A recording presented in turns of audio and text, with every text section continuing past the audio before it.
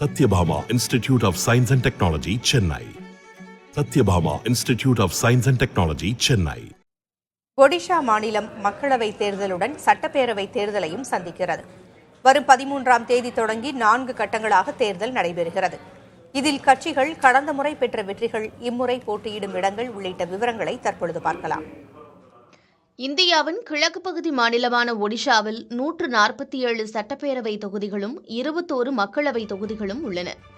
இதில் 2019ஆம் ஆண்டு நடந்த சட்டப்பேரவை தேர்தலில் நவீன் பட்நாயக்கின் பிஜு ஜனதா தளம் கட்சி 112 இடங்களில் வென்று ஆட்சியை தக்க வைத்துக் கொண்டது. 23 இடங்களில் வென்ற பாஜக ஒடிஷாவின் 2வது பெரிய கட்சியாக உருவெடுத்தது. காங்கிரஸ் 9 இடங்களை வென்றது. மார்க்சிஸ்ட் ஓரிடத்திலும் சுயேட்சை ஓரிடத்திலும் வெற்றி பெற்றனர்.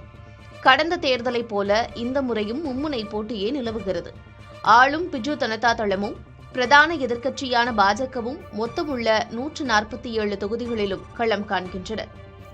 காங்கிரஸ் 145 இடங்களில் வேட்பாளர்களை நிறுத்தியுள்ள நிலையில் மார்க்சிஸ்ட் வேட்பாளருக்கு ஒரு தொகுதியில், ஜார்க்கண்ட் முக்தி மோர்ச்சா வேட்பாளருக்கு ஒரு தொகுதியிலும் ஆதரவளிக்கிறது.